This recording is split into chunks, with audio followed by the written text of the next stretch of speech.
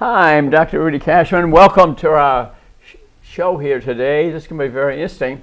You know, I give a lot of talks and TV shows and lectures and things on preventing, stopping, and reversing type 2 diabetes. I sort of decided, I think most of us know, that you'll never really get rid of it unless you learn to cook. And many of us, if you don't have that, would like to learn how to prepare your kitchen, what type of foods, what from a physician angle that I would recommend. And that's what this is our first one of these, so I think we'll continue those probably over time. I have two wonderful guests with me. We have Callie Minnick, who is an excellent cook, and we also have John Mullett with us from Trine University, who's a chef up there with a lot of experience. And can you imagine cooking every day for a few thousand students? Wow! And I've been up there with them. They've been kind, and I've able to change the cafeteria a little bit. And John cooks for works for Bon Appetit, and they run the cafeterias these all over Michigan, high schools, colleges, huge organization. And so it's kind of a labor of love from all of us here today. So let's go on this trip. I mean, why am I doing this? Why am I, Dr. Cashman, after 5 years of TV shows, all of a sudden you want to try to run a cooking show? Because in the end, we are not going to change our health unless we participate in the kitchen a bit and turn it into a labor of love. You know, Dr. Lustig, Dr. Furman, Dr. Hyman, they're all cooks. They all wrote these famous books, and I read that every one of those, the families don't start the evening meal till they're home. So, and what I recommend, is 80% nutrient way of eating, so it's a lot of vegetables, a lot of fruit, maybe 20% organic meat products. So let's start on this trip. First of all, how to prepare the kitchen. This is a big one. I'm going to have Callie start on that, and then we'll go to John and his experience. And Callie, tell us a little bit, what should a person have in the kitchen to be a good chef? Well, first of all, you need a refrigerator and a freezer, as well as a cook. Okay. And then you need your utensils, and you need a pantry of healthy choices of, let's say, beans and grains, and seasonings, healthy oils, nuts, seeds, and dried fruits. All right, John, could you go over a little bit about the utensils you need to have in the kitchen? What type of paddles should you be cutting, and what type of knife, and whether you need a blender or a food processor, and describe those little details. Let's say we're all novices. Sure. The way I approach it for anyone is from the standpoint that you should be looking towards a professional, which is what I do, but you don't have to do it the same way. First of all, knives are the most important piece of equipment that you have. I personally use carbon steel knives. I don't necessarily recommend them for a home cook. The maintenance issues on them are a little too difficult. You can get some great knives that are made with stainless steel. 440 stainless, Swedish stainless, there's a lot of companies out there. At the end of the day, it really comes down to what you're comfortable with. Before you buy any knife, I really think that you should put hands on it, try it, feel it, see if it feels good in your hand. And if it does, that's the one you should buy. It doesn't matter if it costs $5 or $100. It's what you're comfortable with. Beyond that, next thing you need is a cutting board. Plastic cutting boards are a great option. They maintain very easily, wash up, remain sanitary very easily. Wood cutting boards are great too. I recommend them for anyone who wants them. Just be aware that wood can lodge debris from the food, so sanitation after using it is essential. You really have to clean it thoroughly and then dry it. but they're much kinder to your knives. Avoid things like bamboo, glass, super hard materials. They're hard on your knives and will actually dull your knives, which makes them work less efficiently. Beyond that, the few basic things you need: a blender. I personally recommend Vitamix. I think it does a superior job. They last a long time. They are a little bit on the expensive side, but when you're doing healthy cooking, a lot of what you're trying to do is extract the nutrients out of the food. If you can't access those, and equipment is really essential in that. So a Vitamix blender will do a great job for you on that. As far as a mixer or a food processor, both essential pieces of equipment. I would recommend KitchenAid personally, in my experience, for a home cook or even me cooking at home. They're the brands that I like to use. And then beyond that comes to cookware. Really, you should look at stainless steel if possible. Carbon steel's great, but again, maintenance issues. De Beyer from France is a great source for carbon steel. Any of the stainless steel makers here in the United States will do a great job. The heavier weight you have, the more even cooking and better job you can do with cooking, whether on gas or electric. And then, enjoy it. I do recommend Teflon, only one Teflon product though, and it's a Teflon pan, a small saute pan, usually for egg cookery. Helps prevent the eggs from sticking, and you don't have to use a lot of oil.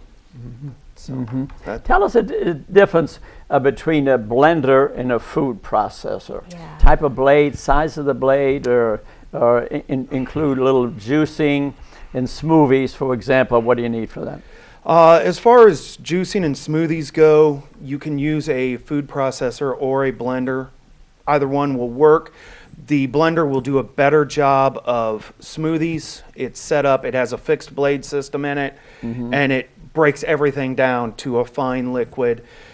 That's what you're looking for smoothies. For juicing, a lot of the food processors out there have juicing attachments. So it's something when you're buying you should look for.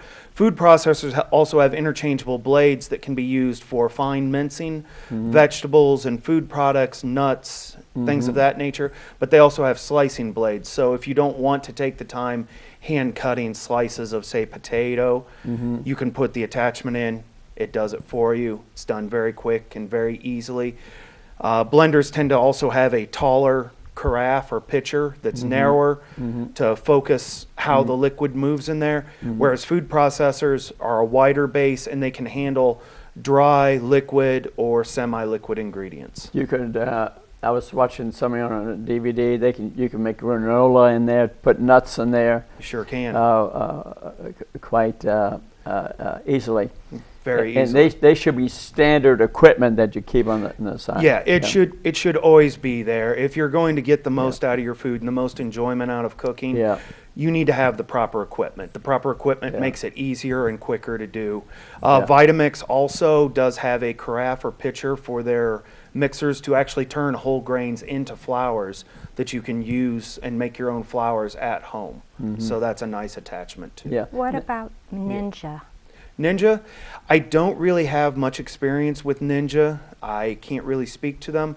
The one thing I have noticed with them is that if you're cooking for, say, a family of 4, 5, 6 people, the pitchers and carafes seem a little small on them, in my opinion.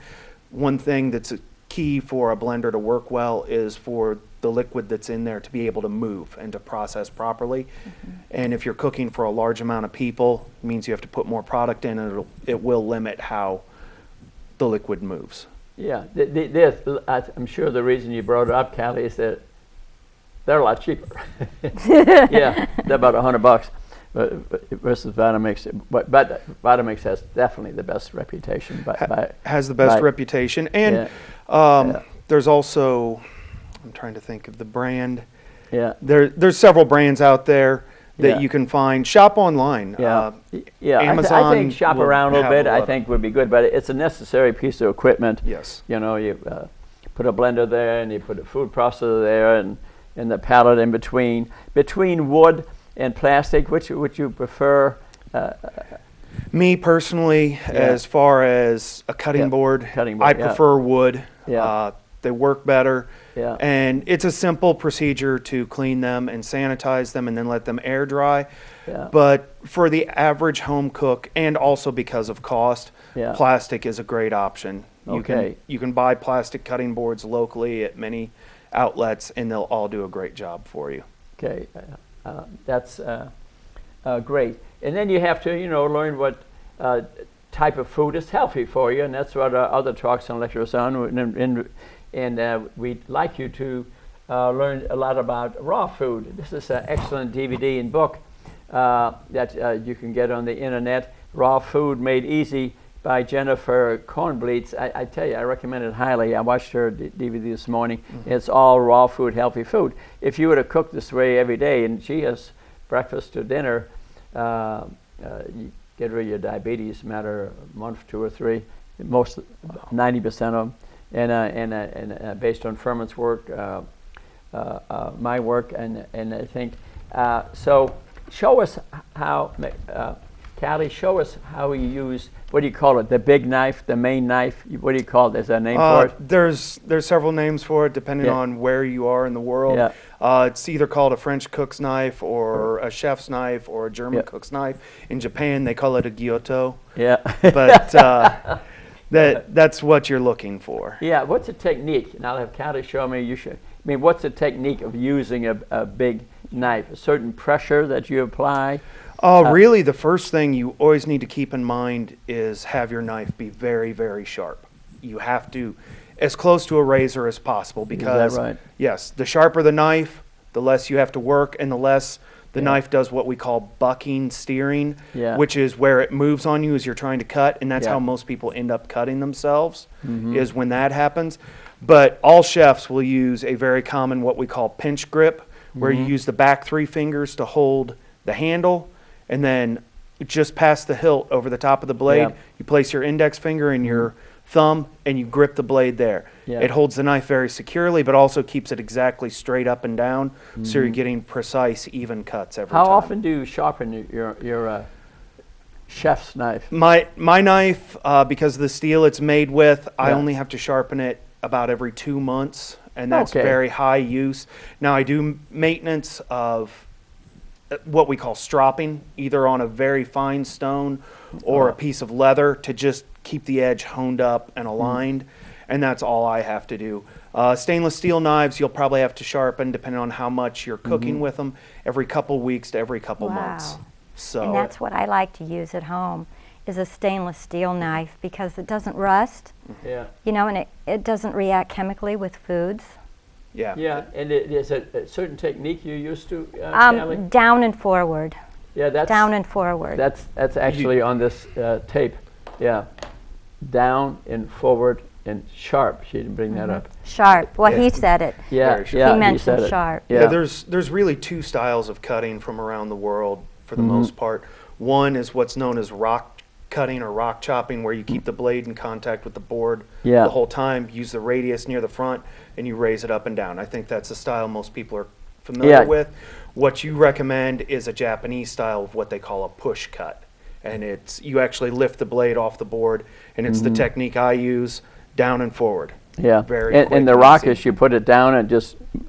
You don't have to have your hand on the front of the blade. That's for mincing, like herbs and things. Oh, I gotcha. But even when you're... Tell us about mincing. Show us about mincing when you're trying to break it into smaller particles. You're making it into very, very small pieces. It's used commonly with garlic and with fresh herbs.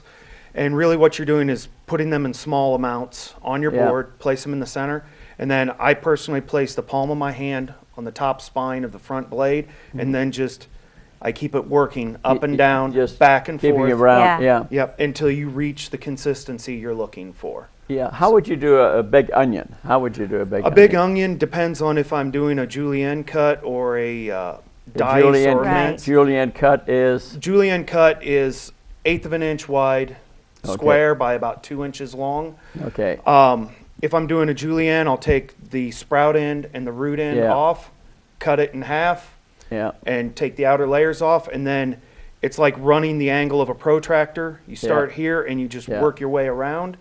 Once you reach half, you tilt the onion down again and keep going until you reach the top, and that's it. Very simple. Okay. And what about grating? You know, would you take carrots to use a grater on there I to use get smaller slithers? Yeah. small, long slivers. Again, it depends on what you're actually cooking and how you're doing. Me personally, I recommend all microplane graters. It's what I use every day. It's what I own. They just work the best. They're an important tool They are. To have. Tell us, Callie, about using pressure cookers. You're telling me Pressure cookers take less time than any other form of cooking. And you really save about one-third of the time to cook something by using a pressure cooker. You use it all the time then, especially vegetables and things? Especially vegetables, yes. I feel that Because they're that's a big so much part. more tender and juicy and yummy. Yeah, and that's a big part of our life that we recommend. You know, to eat Yes. whole foods, to get healthy. So a pressure cooker would be a common thing. And what about taking vegetables and braising them a little bit? I personally, what I like to do with my vegetables is steam them. So I keep all of the nutrients within the vegetable. That's the healthiest thing. That is the healthiest way. So let's make that an important thing that we all keep in mind. Steam the vegetables. This is I think that's a big one. What about the pantry? What all do you think, John, should we have in a pantry? Pantry is really your go-to. It's the things you buy in a larger bulk that you'll have with you every week, week in, week out, and you don't necessarily need to be buying all the time. Like Callie was talking about, oils are very critical. One thing I can't stress enough is you need to have two types of olive oil around. You need to have extra virgin and then pumice or virgin olive oil. It's about the extraction technique. The extra virgin costs a lot more and really should only be used in cold applications. You should never really heat extra virgin olive oil. If you want to heat an olive oil, you should use a pumice olive oil. They're much cheaper. You can buy them in larger quantities, and it doesn't affect the flavor as much. Beyond that, you can still use a little butter, a little, canola oil, peanut oils if you're not allergic. But be aware of the health impacts of them and how you're using them. Beyond that, as Callie was saying, rices need to be a staple in your pantry. Grains, whole grains, and the nuts, and then things like quinoa are very important now. What about spices? What are your favorite spices? My favorite spices personally, go-to is always garlic, parsley. Beyond that, if you're cooking meats, I like sage a lot. I like marjoram, thyme. They all have an important place and are very versatile. And then beyond that, you need to grow your spice cabinet for different types of cooking you're doing, especially from different areas of the world. What about yourself, Callie? Oh, I love basil. I love basil, oregano, chives, cardamom, parsley. I use a lot of parsley, ginger. They really fit with me. Turmeric? Turmeric is really good. And I like black cracked pepper and white pepper. I don't go with just regular black pepper, but I do like the cracked black pepper. And let's face it, if people want to change the way they eat, and somebody say, "Oh, I can't eat vegetables," so and so. I think if they learn about spices and condiments, frankly, this type of food is more delicious. Oh, it is. And can I mention something else? Another couple spices that I use every morning in my smoothies, and it's cinnamon and nutmeg. Yeah. What's your favorite smoothie? My favorite smoothie is kefir. Kefir with emergency. I use 1 packet of emergency, my favorite flavor, which is tropical. And then I just add a little organic lemon juice, and I've got a great smoothie. And you don't even need a blender. All you need to do is mix up the emergency with a little bit of water, and then add your kefir, and then the nutmeg and cinnamon, and it's wonderful. And Now, what is kefir? Is it a condiment? Kefir is a form of yogurt. It's really high in probiotics. I see. So you find it in the In the yogurt section In the yogurt, of the yeah. grocery stores, Okay, yes. I'll do And they that have next all time. different kinds of flavors now. Yeah, and people need to know about yogurts and store some in the kitchen, and look at it. All yogurt has some sugar, but it shouldn't have more than 4 or 5 grams of sugar. Well, kefir has less. Yeah, it has even less. Mhm. It should be almost zero fat, but you can't avoid some fat. But I think that's part of a good diet, especially it's a good snack. Yes. And you can put it on some granola for breakfast, for example, or some egg whites. So I think to have some yogurt in the kitchen, I think is important. And try to get as close as natural. Try to avoid, I think, to have fruit in it because it brings a lot of sugar into it. Right, But exactly. plain yogurt, and the taste of it, to me, is actually quite good. Mm-hmm. And you can make your own yogurt. The interesting thing I learned the other day, you can make your own almond milk. Have you done that? No. It's simple. Mm-hmm. Very, very. Have you ever made almond milk? I've never made it, but I've read about the process of making it, Oh. and it's actually a very approachable thing for Please people to tell do. us. Yeah. Please Can you tell tell us us how. what that is? It's been a while since I read on it, but it's breaking down the almonds and then usually a food processor. Food is processor, excellent- and then add excellent some for that. water. I Add read some that. water to it. Let it soak and then Yeah. strain it. And there's another piece of kitchen equipment is cheesecloth and something called a chinois, which is a very fine strainer.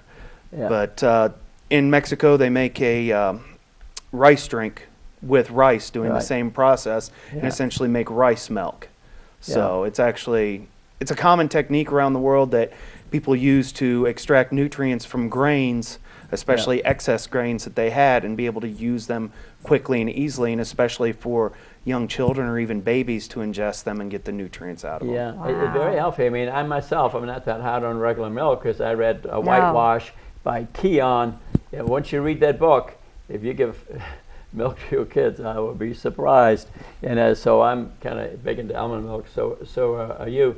And yeah, it's simple. You take the almonds, you crush them a little bit in the food processor, add some water, and then you get a straining bag and run it through there, and you can always milk the milk out of there, and it's good for 4 or 5 days in the refrigerator. And you can put it on cereals and some granola. I think this is really a very, very healthy thing to do. Tell us about the freezer a little bit. I mean, it appears to me that to buy things in season is a good idea because things are cheaper, and then you can bring it home and put it in little packets and put it in little plastic bags and throw it in the freezer, but put a date on it. Mm-hmm. You know what I mean? So that Exactly. you know You how wanna long put you've a- had it. you so wanna use put a it. date on It's it. not in there for 4 years, Mm-hmm. and I think it's a good thing to do. And how do you detox your kitchen? I mean, that's one thing I think we need to do. I mean, Oh, man. some people, and including friends and relatives, and maybe myself, at some point in their life had to detox the kitchen to literally get things out of there. Like in my home, I don't like donuts. I don't allow cookies in there if you're trying to eat right. My dad had a deli in New York, so you think I always know how to eat right? No. What they serve people there was beyond comprehension. They still do. I was just in a deli in New York, the Carnegie Delicatessen I was Oh, in. yes. You know what I ate? Baked potato. Baked potato at the Carnegie Deli. Best I could do, and had a few vegetables. And the owner came along. We were friends at the end of it all, and because he's on TV, I wasn't. Funny thing. So to detox the kitchen, you got to walk around and look at every single thing so that Right. your kids and teenagers don't get in there. And I think good thing to do to have in the kitchen is have some snacks ready. You come home late at night. What's a good snack? Maybe some hummus, and how to make in your blenders and how to make some a good hummus that people can use for vegetables for a dip. Now that's a good snack, and not a bad habit either is to make learn how to make soups, which you can make in the Vitamix machine. Or in the processor too. Can you make soups? You can make soups in the food processor or the Vitamix. Yeah. And another reason I'm such a fan of the Vitamix is because it spins and works at such a high rate of speed Yeah. that if you actually let all your Yeah. soup ingredients go for about 5 minutes, it Yeah. comes out extremely hot and ready to serve without having to use any other cooking equipment. Yeah, and So. it only takes 4 or 5 or 6 ingredients to make a great soup. Yep. You can get it down to 3 or 4. And it's a great resource for leftovers, things that you may have Yeah, That's too what I was small going to to say. use. Yeah, for And leftovers. keep anything you cut off a vegetable, put it in a plastic container because you can do it to do juicing. Can And do it- juicing, or you or can even smoothies. turn it into a vegetable And stock. vegetable sauce, yeah. So thank you for watching our show here today. The next one I think we'll have on how to shop, you know, and how to pick things up at a reasonable price and bring it to your kitchen. Actually, eating good food is cheaper. People don't realize that. If you buy in quality in bulks and learn how to cook, it's cheaper than eating out every day at a fast food restaurant, and 1,000% healthier. If you learn how to cook, pay attention to food that you do cook, you can get rid of type 2 diabetes in a few months. Some people get rid of it in a month. It's that easy. It's not very hard. So learn to cook, watch our shows, do some reading. And Callie and John, thanks for appearing on our show. My pleasure. And I think some of the shows will actually cook, and we'll do it at Trine University. And because they have a great kitchen, and I've been down there before. We love the place. And we're doing this because we love you. We're trying to join us. And they've something to teach us. Tell us about it. We're very open-minded about this, but in the end, we want you to eat nutrient-dense 80% of the time. And if you cook it yourself, it's a lot cheaper, a lot healthier. You can make yourself lunch, take it with you to work, and you'll be a lot healthier. If you're eating out a meal or two a day, you're not going to be healthy. It's very difficult. Yeah, be creative and have fun with it. Yeah, dance in the kitchen. Have a lot of fun with it. Play music and laugh. Okay, and I myself have gotten much more involved with the kitchen now that I'm not doing neurosurgery, and I just love it. For one thing, when you're working in the kitchen, you're talking to each other, and the kids and the family. The kids love to learn. So, thank you very much. We do it because they love you, and namaste. And this show will be on Monday at 7 o'clock, I think, on Monday on Access TV. And we thank Access TV for giving us this time. Thank you very much.